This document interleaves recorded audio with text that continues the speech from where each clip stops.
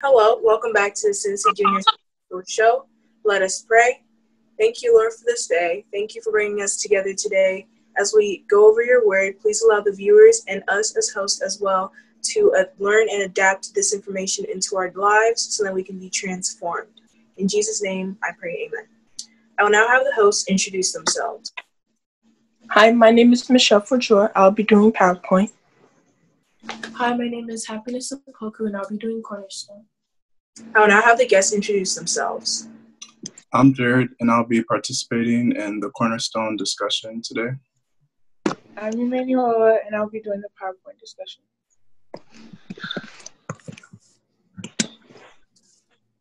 Thank you for joining us. If you don't have the PowerPoint book, you can go online at www.juniorpowerpoints.org. And if you don't have the Cornerstone book, you can find it online at www.sabbathschoolpersonalministries.org or at Cornerstone Connections. The Bible verse of this week is taken from Hebrews 4, and it says, "So let us come boldly to the throne of our gracious God. There we will receive his mercy, and we will find grace to help us when we need it most." We'll now start off with PowerPoint.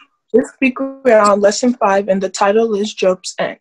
The power text is found from Job chapter 42, verse 5. I'll be reading from the King James Version. And it says, "I heard of thee by the hearing of the ear, but now mine eye seeth thee." Amen. I'll now have Emanuela give us the summary. This week's lesson is a continuation from last week's lesson about Job's grandson, Hiram, who was speaking with his grandmother about what happened to Job. So while Hiram was speaking with his grandmother, then Job came and asked him what he was doing here. So then Hiram was saying that he was asking his grandmother about what happened when Job got sick and everything. So Job said that he was going to continue the story, and his grandmother left.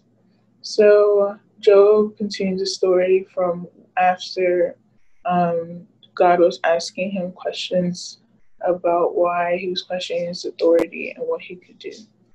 So then it made Job realize that he shouldn't be sitting here arguing with people who don't have a strong relationship with God and who don't really understand what God was doing. Instead, that he should just depend on God, because he knew that what God was doing was the right thing. So in the end, Job ended up getting all his things back, his house, his family. Even though his first set of children were irreplaceable, God still was able to give him a new set of children. He was able to have more children. And in the end, his friends asked for forgiveness to be forgiven. So they sacrificed 7 bulls and 7 sheep and asked Job to pray to God for their forgiveness. Job was reluctant at first, but then he realized that God is always patient for us, waiting for us to repent and come back to him. We always willingly run away from him and go and sin, and then he was waiting for us to come back. So he prayed on their behalf, and God forgave them. And many of Job's friends came over to Job's house and gave him presents and was glad that he was no longer sick and had a family again. So Job realized that, though we may go through things, that God has always wants our salvation and is always there for us through all those things we may go through. And that's what the story ends. Thank you for your summary. Now on to the questions. Have you ever had an experience so great that it canceled out something bad that had happened? Yes. Usually it's not even just any experience. It's even with news. Usually I like hearing bad news first, so that when I hear the good news, it will make me forget about the feeling I had when I heard the bad news. Or even with a good experience and a bad experience, after you have that good experience after the bad experience, then you no longer feel that bad feeling that you had when you heard the bad news. How does this story describe God? This story describes God by showing how faithful He is and how He's always there for us. Because in the end, Job was able to get all his things back. So even though Job went through all of those things, God was always there for him as long as Job was faithful to Him. So because Job was faithful to Him, he was able to get all his things back. He was cured of all his sickness, and God was always there for him. Another way this story describes God is how He is patient. As his friends were arguing with Job, God waited for them to repent, and He was there and He accepted them. So when Job apologized and asked for repentance for his friends, how did God react? God was willing to forgive Job's friends, but Job was reluctant at first because he didn't understand why God should forgive them. But then he realized that we always sin against God, and God always forgives us for our sins. So Job should do the same with his friends and pray on their behalf so that they will also receive salvation. So what lesson or lessons can we get from this story? A lesson we can get from this story is that God wants all of our salvation. So He's always sitting there patiently waiting for us to repent to Him and own up to our sins and say that we are sinners and that we want Him to forgive us for what we have done so that we can receive salvation so that when He comes again, we'll be able to go with Him. Thank you for your responses. The answer to who wrote the book Psalms was David. Now, this week's question of the lesson is, how many gospel books are there? Type your answers in the comments below. So we are now in Cornerstone, and we're also on Lesson 5, and the title is Obedience is a Good Word. The key text is found from Daniel 1, verse 20, and it says, "In every matter of wisdom and understanding about which the king questioned them, he found them 10 times better than all the magicians and enchanters in his whole kingdom." Amen. So now Jerry will give us a summary.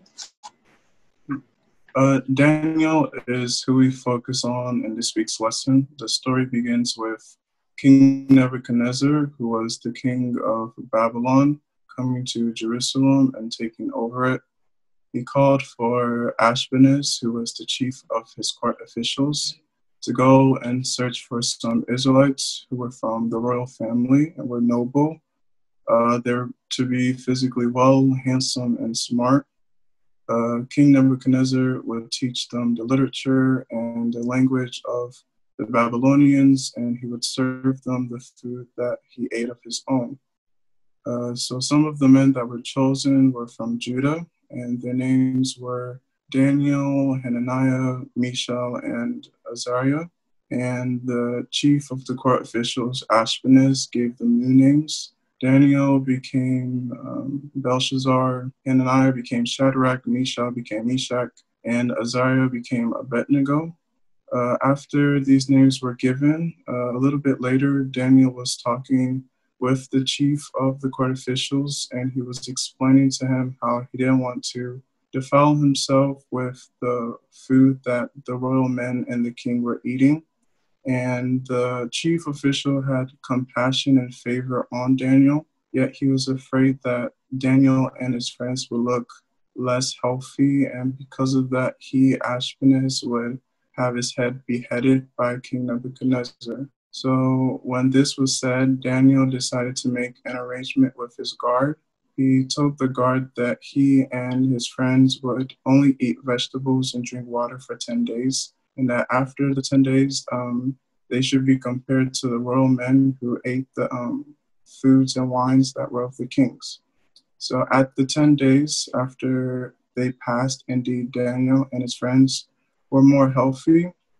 And because of this, the guard decided to take away the food that the royal men were eating and instead gave them vegetables. God had increased the knowledge for Daniel and his friends. He gave them knowledge in literature and learning. He also gave Daniel the ability to understand visions and dreams.